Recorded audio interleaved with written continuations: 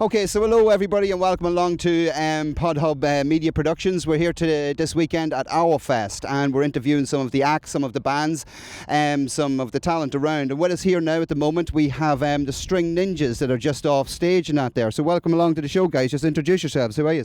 Hello, I'm Gavin Ferris. Okay. And I'm Mick Conlon, not to be confused with the boxer. Very good, guys. So you were just off stage down there. How did it go for you? What was the crowd reactions? Generally very positive. People seem to like what we do, and we're happy enough to entertain if they're happy enough to stand in the rain. Very good, yeah. I mean, they were grand. They were upset when we finished, so that's always a good sign. You know. Leave them wanting more, isn't that the old saying, isn't it, Nat, there? So, no, we could see from a distance as well, there was a great reaction from the crowd, Nat, there. But for people who don't know yous and aren't aware of what yous do, how would you describe String Ninjas and the music that you play? Primarily a cover band, instrumental, very, very sexy. A lot of mood lighting, throw cushions, and just Vaseline everywhere. So I think that basically sums us up. I tell you don't get answers like that every day. Well done, very good. Okay, so what we're trying to do here as well. How long have you been together? Romantically or as a? As a professional act. 8 years it's been now. When was our last anniversary? That was our 8-year anniversary there back in January, and it went off with a bang. Right. Excellent. Tell us about the bang. I was able to have a drink that night for a change. Normally I'm the driver. I'm like Rodney, he's the old boy, and I just sweep up, make the tea and drive the car. So it was nice. I got a night off and I got a couple of Negronis into me and I couldn't have been happier. Very good, yeah. There's obviously you're working weekends, you're working nights and stuff like that, so it is rare when you get a chance to enjoy yourselves. Excellent. One of the things we're saying, so you've been together 8 years, so you have longevity already, so well done and congratulations on that. It's a tough industry, especially from after COVID when everything just collapsed. It seems to be that the bands are just getting back to this last year or so. So for some of the younger bands that were here and we're interviewing and that there, what kind of advice or guidance would you give them to kind of stay in the game or have that longevity like you guys do? I think you really need a passion for it. It is this is a passion project that we've sort of turned into work over time. I think for me personally, I remember being young and being like, I'm only going to do my own stuff, I'm going to do this and that. You have to be very flexible within the industry. A lot of people start off thinking they're going to be world famous musicians, and you might not. You might end up doing scores for film, or you never know, you might be children's entertainer for all we know. You could be the next Mr. Dumble. But I think you do have to have a realistic sort of grasp of the industry, but also be very available as well. Do you know what I mean? Don't pigeonhole yourself.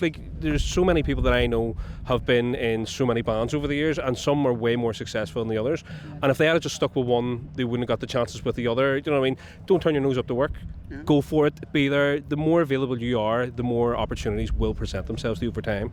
Yeah. So it's my perspective on things. That's good. Yeah. Taken, or would you agree? No, I agree. I mean, unfortunately, I think young people these days are they think the only way to be famous is to get a viral video, or to be successful is to get a viral video. I mean, we came to the music industry professionally much later in life. We were both hospitality guys and made the jump about 9 years ago, and there's something to be said about a handshake and eye contact and a bit of gratitude and speaking to people on a human level. And if that's certainly the reputation we have, is that we're very easy to deal with, and we get booked again and again and again by repeat corporate clients, music festivals come back to us over, because we're no drama, we're no divas, and also we do the other side, is we entertain and provide the audience with something they can take away and be like, oh, I remember those guys. So I think just try and be human. Don't be yourself, but also know your worth as well. And can I swear on this? Absolutely. Don't take any shit. So there you go. It is a tricky industry, and again, we've asked some of the headline acts like Duke Special and a few things like Jinx Lennon last night, and they had quite a similar take on it, that it was passion, that it was grit and determination, stuff like that, and a similar message to some of the young up and coming bands. So no, absolutely agree with that there. So some of the other things we're looking to know and that there is, so you actually did mention it, you actually did say how you got into it. You were in the hospitality and that there, and you just had a passion for it. But where did the passion come from? Where's the influences behind the music? How do you get storylines into what you are doing? Where the passion, the influence come from? I suppose it's just I just had like just a general curiosity. I think it all starts out small, and then the more, it's like anything. If you have a sort of a small interest in cars, then you learn small thing, and it sort of spurs your interest on over time. And I think that's sort of what happened to me. I'm the only musical person in my family. I'm the only person who does music for a living or plays any instruments. So there was no like outside influence all came to me. Do you know what I mean? Like, so some might say I'm a natural talent, but I wouldn't. But some might say. But yeah, I think it's just the sort of, you just absorb influences over time, and then I suppose at a certain stage they just snowball, and and that's where your sort of, as we were saying before, your passion sort of comes from. In terms like, because we're an instrumental group as well, we don't sing. So a lot of people, for a lot of their acts, when they're singing, that's their communication. The music is the background to their story, sort of thing. So when we're playing, we have to take influences. Like Mick here is like classically trained. I have a bit of Irish traditional in my sort of repertoire, but among other things, I'm self-taught. So it's just like, we try to inject those influences that we've just picked up along the way, although he had 13, 14, 20 years of picking it up along the way. So it does, like, and that sort of shapes your overall sort of sound and ability. So that's sort of, I don't know, did I just talk shit? And then tell us a wee bit more about the classical bit where you're trained. We missed that bit at the beginning. Sorry, yeah, so I was a classically trained violinist, and like the classical music world is quite sort of dogmatic and unforgiving, and it's like, this is the way, like, it's sorry to sound like the Mandalorian, but this is the way. And it's been like every school and every music school have had the same, teaching the same things for the last 100, 200 years, that nobody learns anything new. I know friends who are music teachers who are now trying to like teach their kids who want to be DJs or rappers or whatever, and they're like, Mick, I don't know how the syllabus doesn't allow for me to teach and assess and appraise them, and it just doesn't allow for it. So for me, I just learned all the skills. I was always one of those people who's like, there's more to the world, there's more to life than music. And in classical music, certainly, it's so narrow-minded at times. So I learned all these skills. Stopped playing for 12 years because I got tendinitis in my wrist, so I couldn't play. Yeah, no, that's the other wrist. So I basically went away. I had lost all the like sort of surgical accuracy of a proper violinist as I used to be. And then met him, and just now what we do is sort of predicated on basically what he wants to do, and I'll just go and I just season over the top of it, and it seems to work. I it's like, if we're the chords, he's Jim, and I'm the other three. You're the talent. The good looks, I would say, but no, I'm 2/3 of the weight, he's 2/3 of the talent. But yeah, that's got that on camera. Yeah. Can we clip that there and send that to us? Just that. Rest of the interview. Yous have all the lines, guys. You really do. You can tell yous are together a long time now. I know. Well, the thing is, when you do, this is actually a fun interview to do. It's the ones you do for the the big companies, and they have a researcher with a clipboard going, now can we script this? And we're like, sure. And then we go on air and change the answers, and you just see them going, what have you done? Like, it's because you don't care that I'm here. You clearly do, because you spoke to us before we started this and wanted to know a bit about us. I'm like, oh, that's good crack. Thank you very much. You have a very warm handshake about you. I just want to put that out there. Where was it? Brilliant, guys. Absolutely. It is a very fun interview. Absolutely. We could chat here all day on this stuff. No, it is good because we really want to get the insights that you guys are giving us now. This is really good stuff. So what about playing around different venues around Ireland and stuff like that? Do you have any favourite ones? Why are they the favourites? What's special about them, different gigs and that there? Off the top of my head, I'm trying to think. We tend to... There's a couple of art centres that we really like playing in. Like there's like a Lisburn Island Art Centre. It's just the staff in there are just fantastic to work with. The everything about the place is just top notch. Yeah. There's no fuss. And especially with us, because there's literally two plugs. You plug us in twice and we're good to go. So if everybody else is on that sort of similar sort of page with us, exactly. Do you know what I mean? What are you trying to think over? Like, could we do mostly, because we do a lot of corporate work? It does hinder on the customer rather than the venue. Whereas like when you come to places like festivals, people are just generally more open. And they're generally more open to the experience. Do you know what I mean? They're not as sort of entrenched. Apologies. They're not as entrenched. Oh, yeah. Don't be weird, not at me now. So it's nicer playing these sort of festivals. Like we've done like Stendhal, we do Hilden, we've done now AurFest, we're doing Red Seals, we've done lots. Just can't never remember. I just can never remember them. We've done things. The way our relationship works is I do the diary and I do the emails and all that there, and then I'll just occasionally go to him, right, I'll pick you up at this time, and I'm not even going to tell you what I'm taking. He didn't know I was taking him here today. It's just literally, it's like Mr. T getting him on the plane, drug his milk, and he wakes up and goes, oh, I'm here now. No, I think, personally for me, for venues, we love going to Derry.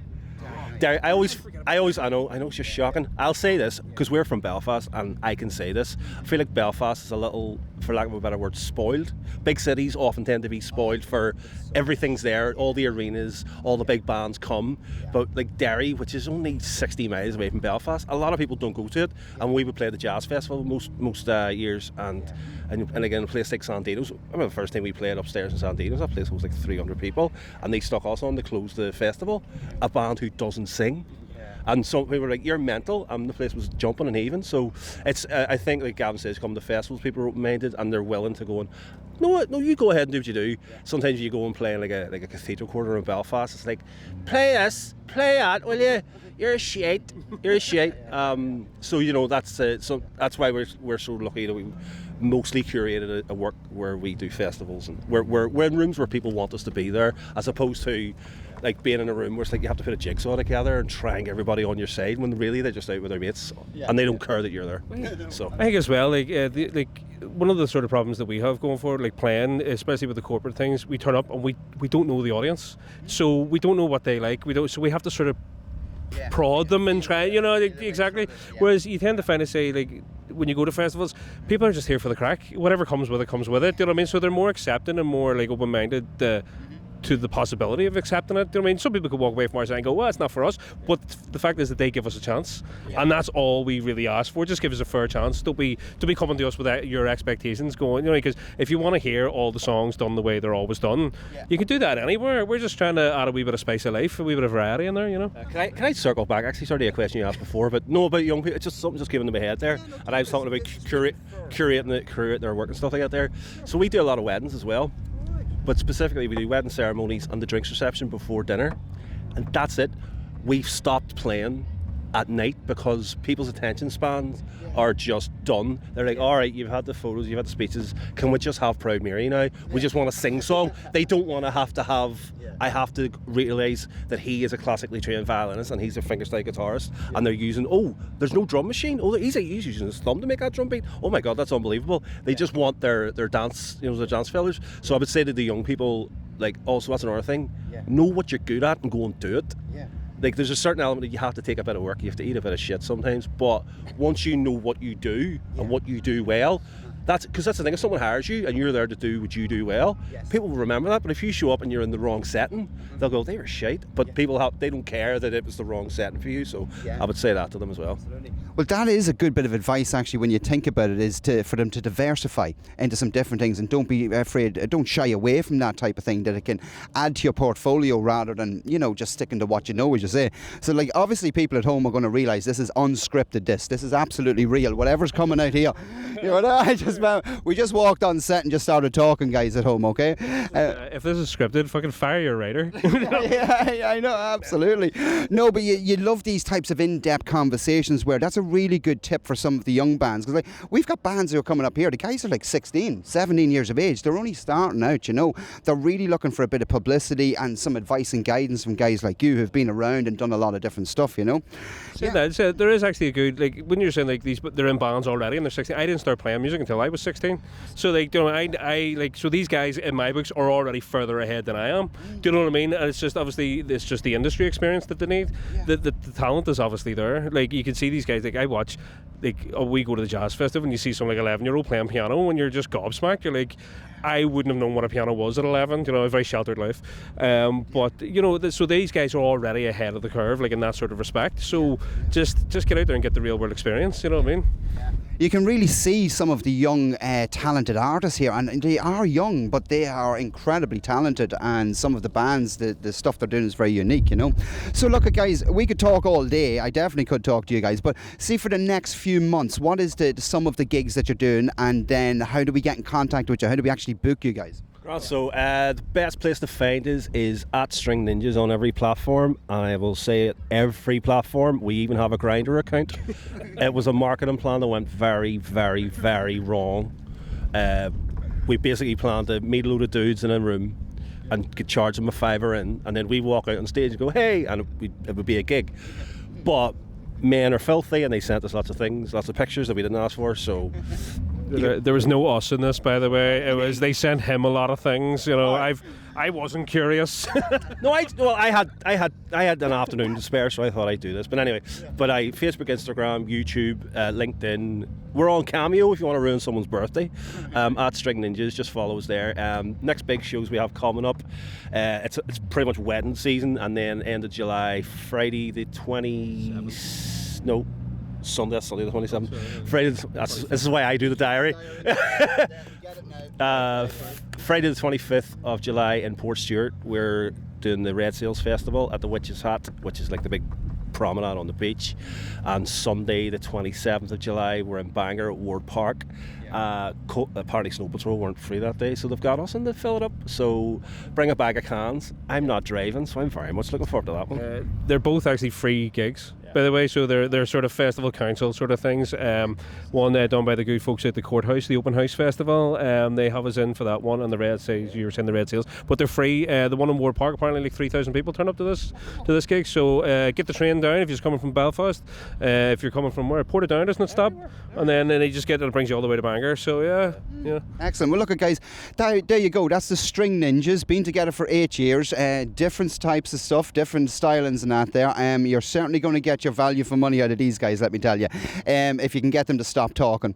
So look, thanks very much. It's been really good, and we know where to find you. We know where to book you. It's been a pleasure, guys. It really has. Thank you very much. Been a pleasure. Been an absolute pleasure. No problem. Good.